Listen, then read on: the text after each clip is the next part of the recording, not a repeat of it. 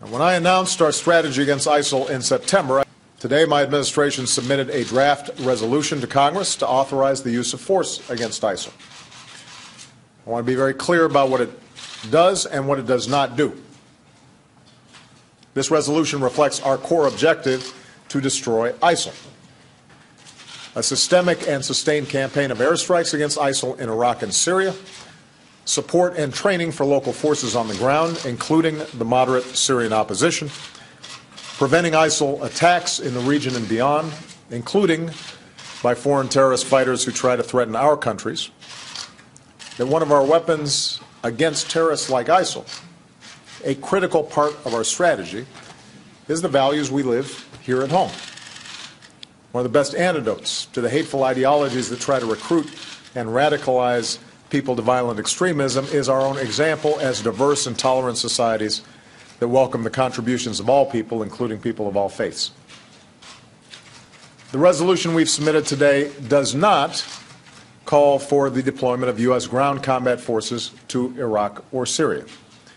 It is not the authorization of another ground war, like Afghanistan or Iraq. The 2,600 American troops in Iraq today largely serve on bases, but they do not have a combat mission. They are focused on training Iraqi forces, including Kurdish forces. I'm convinced that the United States should not get dragged back into another prolonged ground war in the Middle East.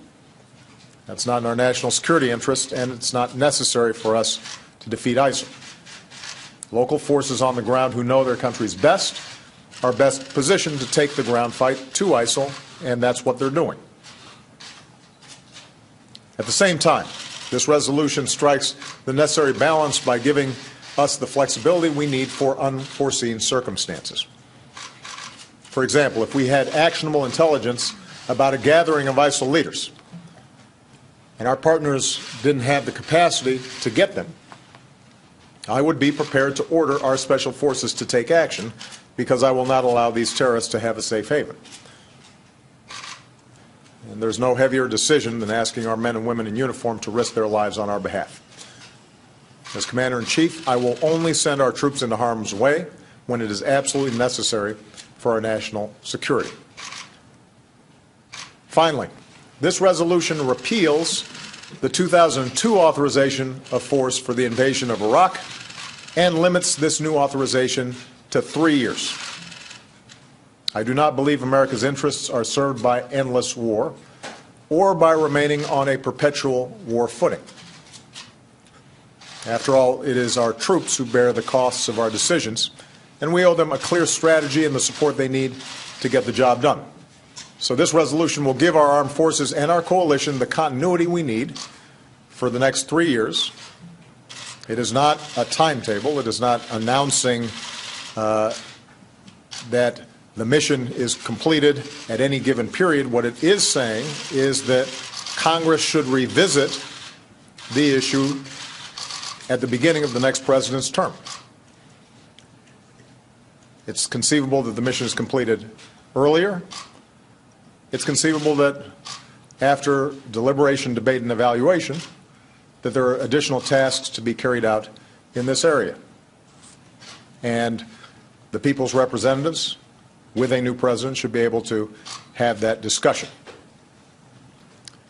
Today, our men and women in uniform continue the fight against ISIL, and we salute them for their courageous service. The president is asking for less authority than he has today under previous authorizations. I don't think that's smart. Maria, I would have to vote against the authorization the way it's written now by the president. In this case, I've never heard of this before. The president, as commander-in-chief, is actually sending a request to Congress to cut back on his power. It only covers the next 3 years. It basically puts real restrictions on the use of ground troops, of this president being reluctant to use power. And to me, it sends the wrong signal to our allies who wonder why we'd be reluctant to use the power.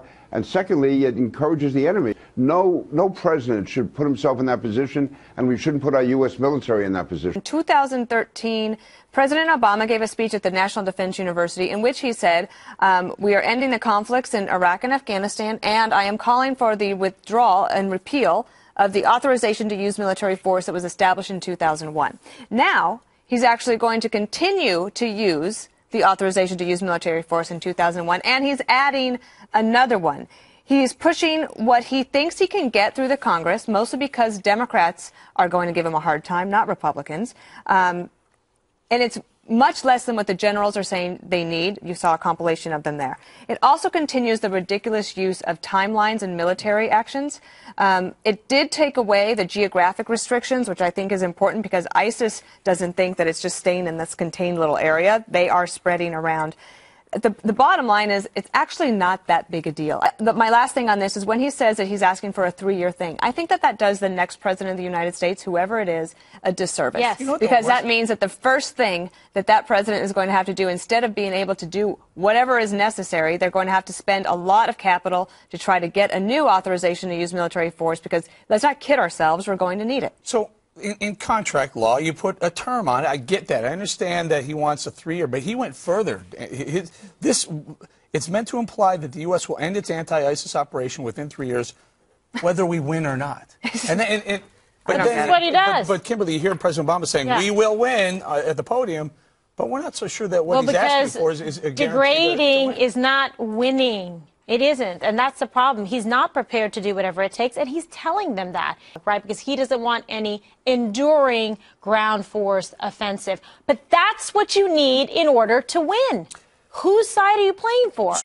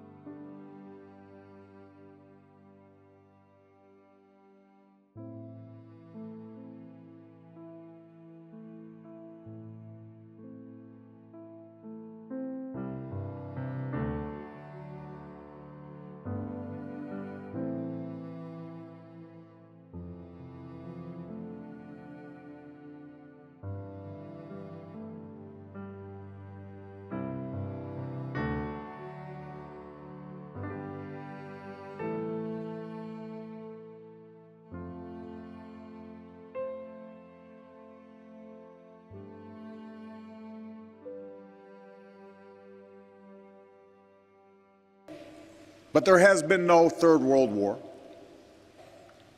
In today's wars, many more civilians are killed than soldiers. And it will require us to think in new ways about the notions of just war and the imperatives of a just peace. We will not eradicate violent conflict in our lifetimes. There will be times when nations, acting individually or in concert, will find the use of force not only necessary, but morally justified. I am living testimony to the moral force of nonviolence. I face the world as it is and cannot stand idle in the face of threats to the American people. For make no mistake, evil does exist in the world. A nonviolent movement could not have halted Hitler's armies. Negotiations cannot convince al-Qaeda's leaders to lay down their arms. To say that force may sometimes be necessary is not a call to cynicism, it is a recognition of history, the imperfections of man, and the limits of reason. Yet the world must remember that it was not simply international institutions, not just treaties and declarations, that brought stability to a post-World War II world. Whatever mistakes we have made, the plain fact is this: the United States of America has helped underwrite global security for more than 6 decades with the blood of our citizens and the strength of our arms. So yes, the instruments of war do have a role to play in preserving the peace. So part of our challenge is reconciling these two seemingly irreconcilable truths: that war is sometimes necessary. I understand why war is not popular, but I also know this: the belief that peace is desirable is rarely enough to achieve it. Peace requires responsibility. Peace entails sacrifice. That's why NATO continues to be indispensable. That's why we must strengthen UN and regional peacekeeping and not leave the task to a few countries. That's why we honor those who return home from peacekeeping and training abroad, to Oslo and Rome, to Ottawa and Sydney, to Dhaka and Kigali. We honor them not as makers of war, but as wagers of peace. Where force is necessary, we have a moral and strategic interest in binding ourselves to certain rules of conduct. This brings me to a second point: the nature of the peace that we seek.